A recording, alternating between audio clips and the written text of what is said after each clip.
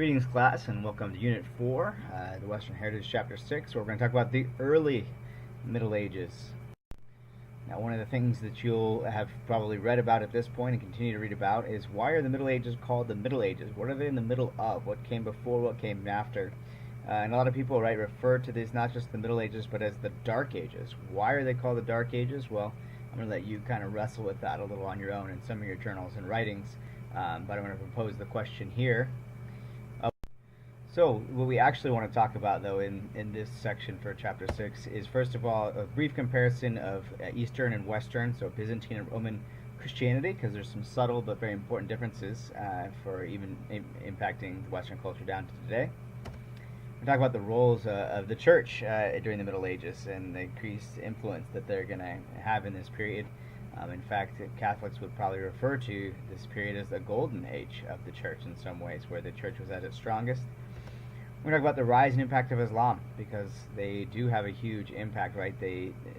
Islam is developed in the 600s and is going to bump into the Western world and obviously has a major impact in the present day as well. We'll talk about political fragmentation and actual feudal society and kind of how it developed and why it developed the way that it did. And then by the end, hopefully, we'll kind of provide a nice little backdrop, kind of the backstory for the novel that you'll be reading due next week, In the Shadow of the Cathedral. So, right, comparing East versus West. So we know that the empire after the death of Constantine and others was divided once again between East and West. It was just too difficult to manage. So this is more or less what it looked like, but that would change soon. Subtle, again, differences between the West and the East, and a lot of these are true down to today. First of all, in the West, in the churches, they still practice in the Catholic Church that priests are celibate, that they do not marry, whereas in the East, they are allowed to marry. When they do Mass or break bread, they use unleavened bread in the West, whereas in the East, they use leavened bread. In the West, up until a few decades ago, the Mass was performed in Latin, whereas in the East, it was in the vernacular, the language of the people. For much of its history in the Middle Ages, in the West, there was no emperor to contend with, whereas in the East, they still had an emperor for a long period, and so that kind of rivaled the power of the patriarch of the church. Again, papal authority was supreme, whereas the patriarch was appointed actually by the emperor, so you could imagine that the church was a slightly less powerful as far as politics go in the East. Depending, right, the West isn't going to survive, the Western Roman Empire, and it's going to break apart and not survive nearly as long, whereas initially the East survives and is strong for several more centuries. In the West, for a period, and actually down to the present day, they use icons. This would be images for worship, whether that's statues or stained glass or mirrors or things. And there was a period in the East where they were iconoclastic. They actually, for a short time, were destroying some of the icons because they felt like it was idolatry. But in the present day, they still use icons now in the East. An Arian influence, again, so one of the supposed heresies, or I call it heresy, that the West prescribed and dealt with at the Council of Nicaea, is still very prominent in the East, or was very prominent in the East during the Middle Ages. That is that Christ was not fully God, but was God's first creation, essentially. Now, in the East, it's interesting when we talk about ecumenical councils, and this ecumenical meaning, right, a gathering of the whole group. These gatherings of church leaders that were dealing with heresy and dealing with doctrine and confirming, orthodox belief in what the Bible actually teaches. Most of them, actually, we could argue all of them, took place in the East. So places like Ephesus or Nicaea or Chalcedon were all part of the East. Right, and the Pope and the Patriarch eventually, right, they have a number of tips and excommunicate one another, and that's kind of what you need to know at this point. But major differences between the East and the West. As far as Western Christianity and the developing Christian church, right, there's a number of factors that affect the culture of the church in the West in the early Middle Ages. And here's just a few thoughts from your book. First of all, right, as the Roman Empire collapsed, and it would collapse because it was invaded by outsiders from long ways away, as well as a lot of the Germanic tribes to the north. And people, for survival and everything else, moved away from the urban centers, so the main cities like Rome and Philippi and Antioch, and instead, right, were moving out into villages and smaller communities to survive. And we'll talk about the manorial, the economic, and the feudal systems in just a minute. But the idea here was they wanted to be, you would live in a village, and you would work to help the nobles and the lords survive, and they would provide in turn protection for you. And your book notes that surviving towns are centered on cathedrals, which is interesting, right? And it makes it all the more fitting when we're going to read about a cathedral for chapter, Unit 5. Your book says, the struggle to survive cost the church some of its spiritual integrity, but it maintained an important role in preserving Christianity nonetheless. So it's acknowledging that it wasn't that the church was perfect, but it certainly helped to preserve Christianity in the Western world. He says, for most people, religion was more a matter of practice than doctrine. Simple faith had little need for anything. So it wasn't that the faith was complex, but they certainly had faith. They really believed in the supernatural.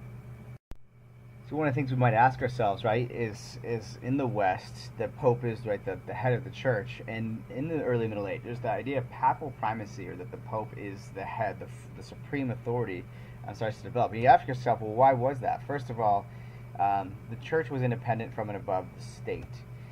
After the collapse of the Roman Empire, the Pope no longer had to contend with an emperor in the West, right, that is checking and balancing out authority. The Pope and the church become kind of the supreme authority. There were a number of popes that you might say had papal superiority complexes, right? That basically said that their authority was more weighty than that of secular governments. The Pope took on the title of Pontifex Maximus, which means the supreme priest. So basically saying the Pope is above all other church leaders and secular leaders as well. And it makes sense, right? Why do people go along with this? Well, the church was responsible for the most weighty salvation of all, that of salvation, right? It doesn't, if it's a choice between following a religious pope, a religious leader, or a secular leader, well, one of them is dealing with souls for eternity, and right, most people then follow the church, because if you cross the church, you could be excommunicated and lose salvation, which was never, it's not what anybody wants. So feudal society, right, as it's developing and the church is gaining influence, right, first of all, I said there's a desire for protection, and the lords couldn't necessarily pay in cash, and so they would pay with protection, they would pay with food, they would pay with lodging, right? And this is really going to continue to divide up the former powerful and united Roman Empire, right? As more nobles have sons and divide up their territories, you're just going to have more and more villages and lands that get spread further and further apart. But your book actually argues that one of the geniuses of the feudal government, feudal systems as a whole, was that it was very adaptable. That it could constantly change, that it didn't have to be, right, one little village didn't have to be directly answerable to an emperor that was 1,000 miles away. The kingdom of the Franks. So some of these early feudal societies, first of all, the Merovingian dynasty, kind of a fun name, right? Clovis, right, who was a Christian convert, but he was a Frank, of the German Frankish tribe, and he renames former Gaul, which is modern day France, so that's where we get the term France today, from the Franks. He, right, starts the Merovingian dynasty, and they had a hereditary custom amongst the Franks that when a father died, the territory would be divided amongst all of the sons. Now, if you're a father who wants to have, right, a large kingdom and pass it on to one son, it just doesn't work. Like, you imagine you can't really keep any one empire united, because it's going to constantly be divided up into pieces with each new generation. After them come the Carolingians, another Frankish group, right, and Pepin the Short is kind of one of the early ones. Pepin the Third, fun name, and then Charles Martel is really significant. We'll talk about here in just a couple minutes. Pepin, right, established the Papal States. So when you hear about the Papal States today, where the Vatican is located, right, it was given to the Pope, given to the Roman Catholic Church by Pepin, right? Kind of a deal. So the church is going to support him, and he in turn provides them with some actual land of their own. It's during the Carolingian dynasty that this donation of Constantine is discovered, right? It's this document that supposedly, well, it did say that upon his death, Constantine had actually donated all of the western land that he owned to the Pope, to the church.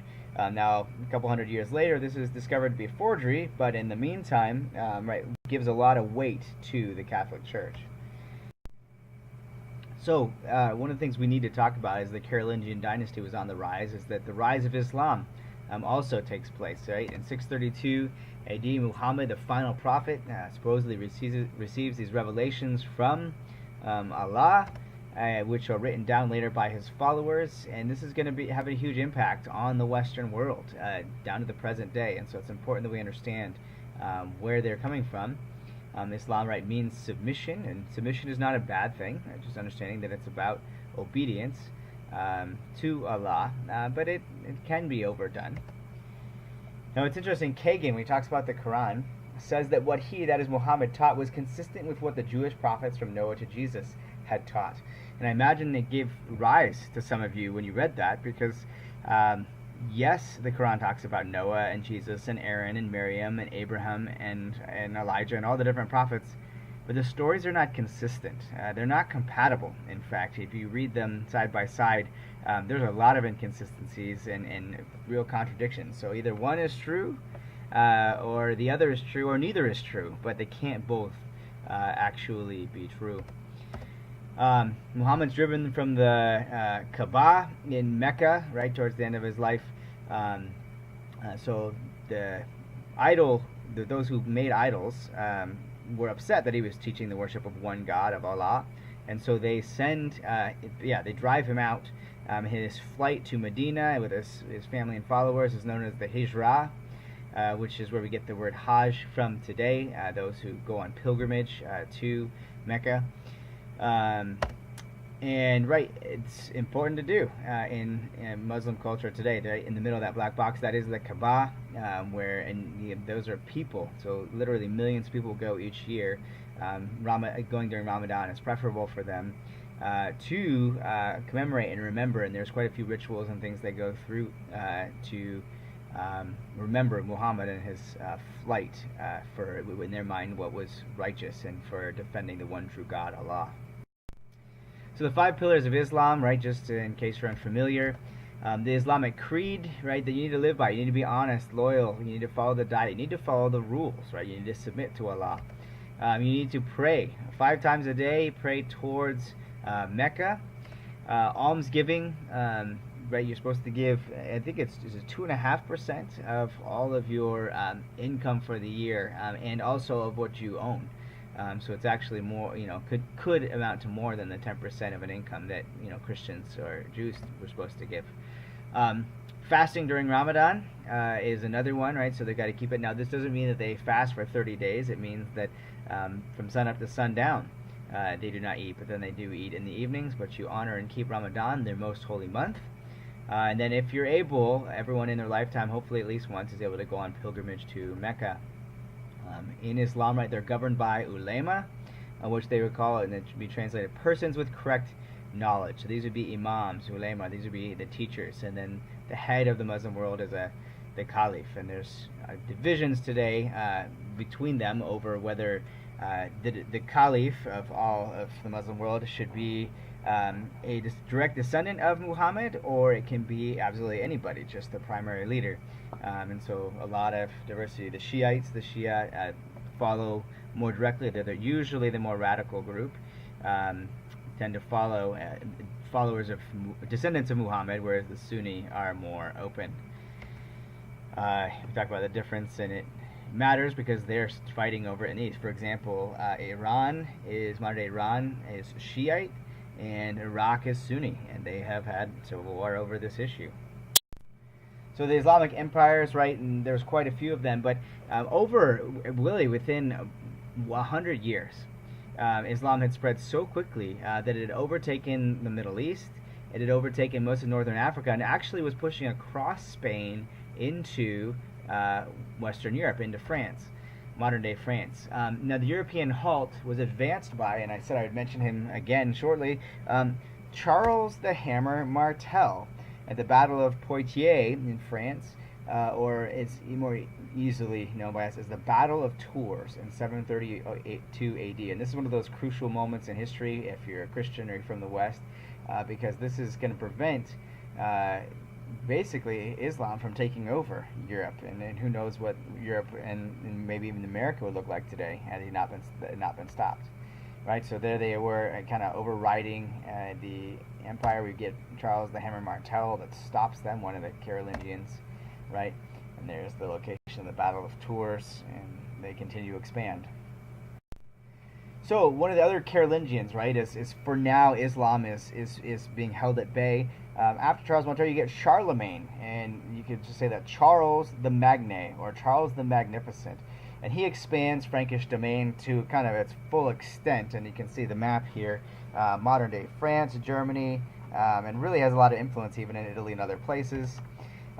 He's eventually crowned the Holy Roman Emperor by Pope Leo III, significant for two things. One, he wasn't Roman, right? He was technically Frankish and German from the north, but having the title Roman Emperor, right, has a lot of historical prestige to it. And then the fact that the Pope crowned him means that the Church, in some ways, was showing its authority to give secular authority to the king, kind of saying that its authority was more supreme. The Carolingian dynasty eventually breaks up for a number of reasons. One of the things, right, is that it's very difficult to govern a large feudal territory, which is what it was. A lot of little territories kind of making up one larger empire. Vikings begin to attack from Scandinavia in the north, Magyars from modern-day Hungary from the east. Muslims, right, are always a threat at the borders. They start building castles and forts. And then if you think about it, again, the hereditary custom of the Merovingians and Carolingians that you would pass your holdings on to your sons, your multiple sons, is really no recipe for stability in any empire. Well, for keeping it unified anyway, as eventually siblings will fight. So you get the Vikings scarily coming in from the north and often raiding churches and even taking monks as slaves because they were easy targets. So here we go, and people have called it, I said, the Dark Ages. Why were these ages so dark in Europe? Well, some say it's because education, right? That there, besides through the church, people weren't learning to read and to write, and there wasn't a lot of education. Your book again said simple faith had little need of understanding. There wasn't a great need for education as a whole. People were more focused on survival than they were on maybe knowing church and doctrine particularly well, or even reading. They just wanted to live. They wanted to make enough food to make it to tomorrow and make it through the winter. Not a lot of stability, right, as the borders and leaders keep changing. There were foreign threats. We mentioned a few of those, a lack of writing, and so we don't know a lot about this period. And there's a lot that was written, but there was a lot that wasn't written during this period. Overall, though, right, church and society, Kagan sums it up, and he says that to be a Christian at this period in the history of Europe was largely a matter of submitting to rituals such as baptism and assent to creeds. Both clergy, right, church leaders, and laity, that's us, were too preoccupied with the struggle to survive to burden themselves with ethical scruples. So he's arguing, right, that you don't really care that much about, you just say, Pope or church leader or bishop, what do you need me to do? Where do I need to be and when? I'll follow that, because besides that, I need to work and make sure that we have enough food to make it through the winter. So that provides, kind of a little backdrop for our novel, which you'll be reading, and I hope that you're maybe have started or enjoying so far. All right, we got a feudal society, right? So it's not united like Rome, but there's all these little communities that are operating fairly independently. All right, there's foreign and domestic threats everywhere, so life is scary and dangerous. Right, there's a big question: is the church and the state, should they be working closely together? Are they sometimes in conflict with one another? And surely we're going to see that. All right, and then the overall influence of the church and belief in the supernatural, which you should see represented in your novel. So try as you read to put yourself in their shoes. And I look forward to hearing your thoughts and responses on the novel when we get to it. So there's a wrap, right, on Chapter 6 of The Western Heritage.